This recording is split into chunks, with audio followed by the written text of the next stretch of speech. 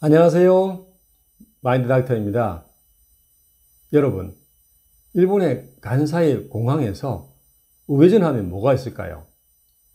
30분이면 갈 수 있는 알려지지 않은 관광지 와카야마가 있습니다. 정말 싱싱하고 저렴하며 가성비 최고였습니다. 바다 건너편에 불야성으로 서 있는 게 아니겠습니까? 우라시마 호텔은 섬 전체에 건물 3개가 내륙과 바다를 향해 있고 폭포는 웅장하고 하얀 포마를 시원하게 내려꽂히고 있었습니다. 석양의 노을이 더해지면 환상적이라고 해서 가보기로 한 것이었죠. 일본 여행을 하러 간사이 공항에 도착하면 대개 공항을 나와 좌회전을 합니다.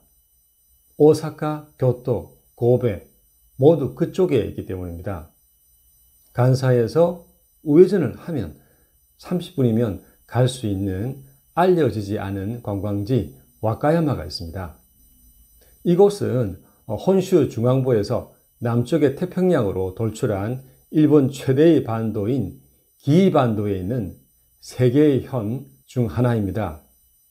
기이반도는 요시노 구마노 국립공원이 있어 험준한 산들과 계곡이 깊고 그 밑으로는 드넓은 태평양을 끼고 있죠. 남쪽에 와카야마 현, 내륙에 나라 현, 북쪽에 미에 현이 있습니다. 기이반도는 일본인들이 평생 한번 스페인의 순례길처럼 참배하고 싶어 하는 오래된 사찰들이 많은 신령한 지역입니다. 구마노 강이 요시노 산을 가르며 흐르고 나치 폭포 같은 자연 경관과 구마노 홍구 타이샤 같은 큰 사찰들이 있습니다. 간사이 공항에서 우회전, 기이반도의 남쪽 해안선을 따라 달리면 와카야마 현의 현도인 와카야마시가 나옵니다. 해안도시로서 풍부한 해산물이 있는데 특히 참치 어업의 전진 기지로서 수산시장 경매에 가면 잘 빠진 참치 수백 마리가 항상 누워 있습니다. 시장에는 매일 참치 해체쇼가 벌어지고 있고요. 제 인생의 회전 초밥이 된 곳, 와카야마 한 식당을 소개합니다. 스시로처럼 체인점이 아니어서 알려지지 않은 맛집인데 평일임에도 지역인들이 줄을 서서 대기하고 있어 그 맛이 기대되었었고요. 정말 싱싱하고 저렴하며 가성비 최고였습니다. 공항에서 출발하고 퍼붓던 폭우는 식사시간 도중 주춤하더니 식당을 나서면서 다시 엄청 내리기 시작했습니다.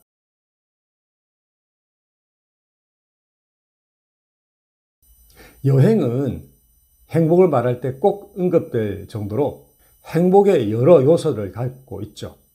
계획부터 설레이고 일상의 매너리즘에서 벗어나니 어떤 곳, 어떤 시간이든 좋습니다. 언제 행복하냐는 질문에 압도적으로 1위를 하는 이 여행이란 것은 정말 종합 선물 상자처럼 여러 체험들이 꽉 차 있죠.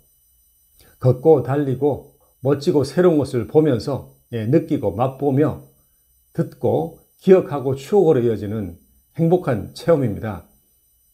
살면서 고생하면 고통이지만 여행하며 고생하는 것은 에고 힘들어 해도 웃음이 나오고 잊지 못할 추억이 됩니다.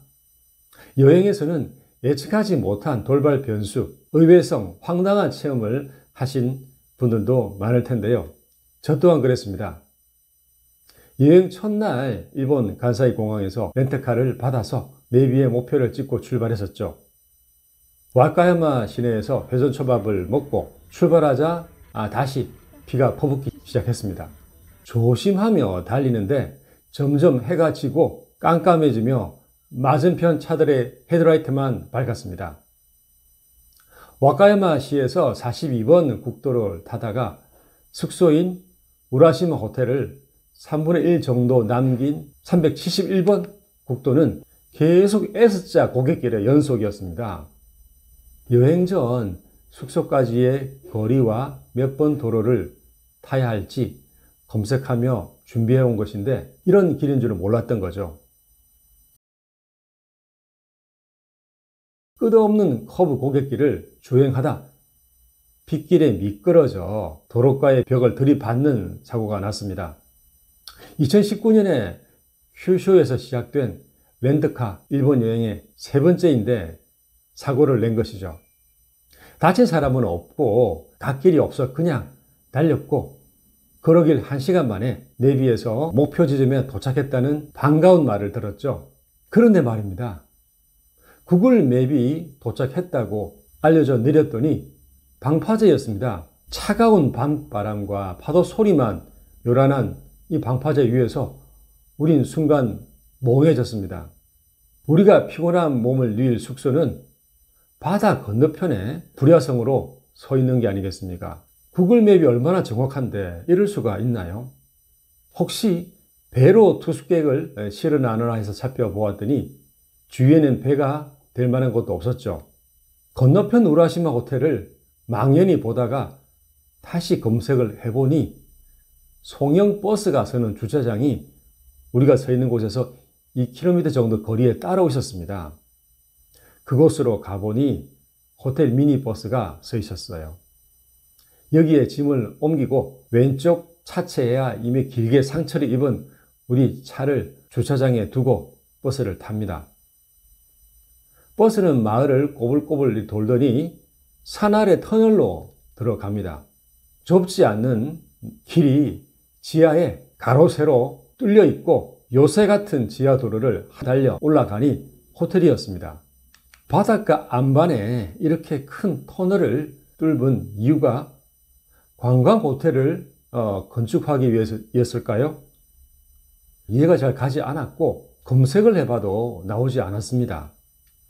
이 우라시마 호텔은 송영 버스와 송영 배로 투숙객을 실어 나르는 시스템이었습니다. 배는 우리가 도착했던 그 방파제가 아니고 다른 해안이었습니다.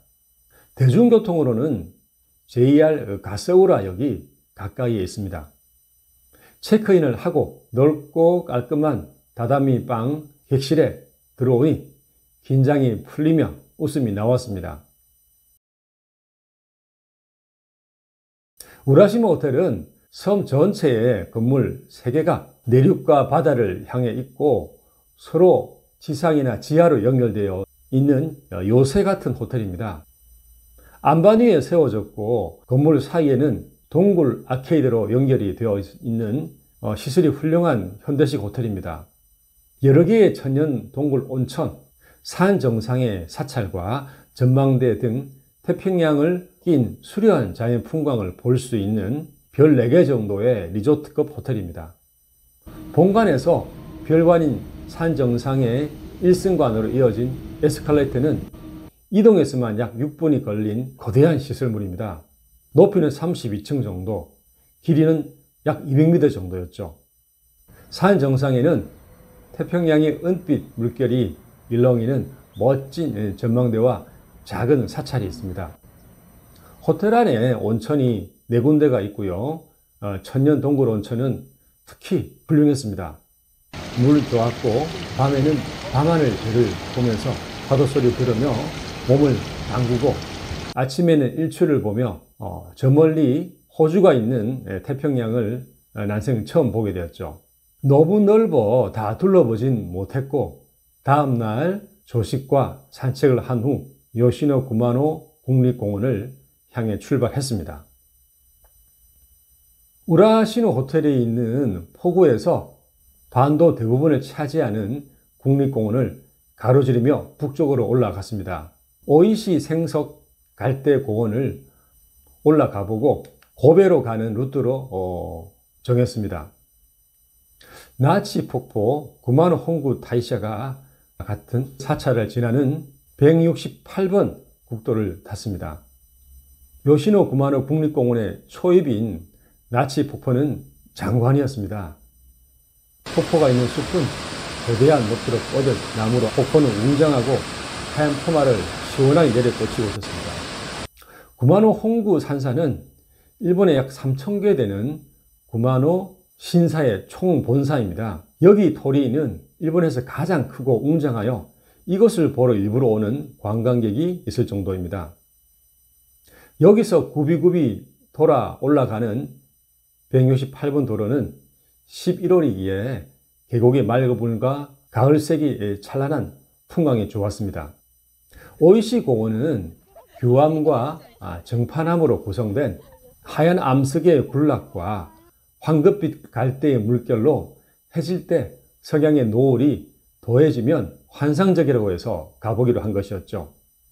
여러분, 처음 가보는 곳이라면 굴 금색으로 몇 번 도로로 몇 킬로 정도 소요되는지 이것만 알고 떠나면 안 되겠더군요. 그 길이 어떤 곳인지 사진과 리뷰를 보는 것이 특히 산길이라면 중요하다는 것을 깨달았습니다. 고원 밑에서 꼭대기까지 몇 킬로 정도 남아 곧 도착한다고 가족에게 말하고는 제법 높은 경사길을 엑셀을 밟았죠. 웬걸 이 도로는 젖은 낙엽과 흙과 돌들이 흩어져 있고 차가 잘 다니지 않는 좁은 도로였습니다. 맞은편에 차가 오면 어디로 피하기도 곤란한 길이라 긴장하며 S자 고갯길을 위태하게 올라가는데 심지어 돌까지 위에서 굴러 떨어지는군요. 긴장해서 숨소리만 내고 1시간 같은 15분을 올라갔습니다. 다시 돌아갈까를 수십 번 생각하고 이런 길인지 몰랐던 나 자신을 자책하며 기어코 올라갔습니다. 억새풀이 나타나며 그 하얀 바위 위에 사람들이 보이자 반갑더군요.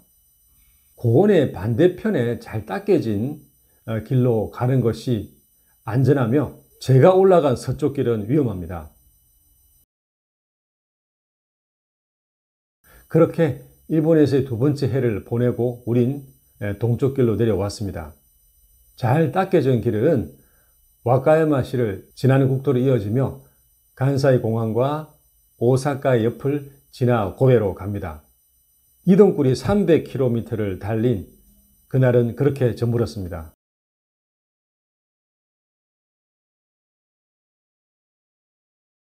좋아요, 구독 부탁해요.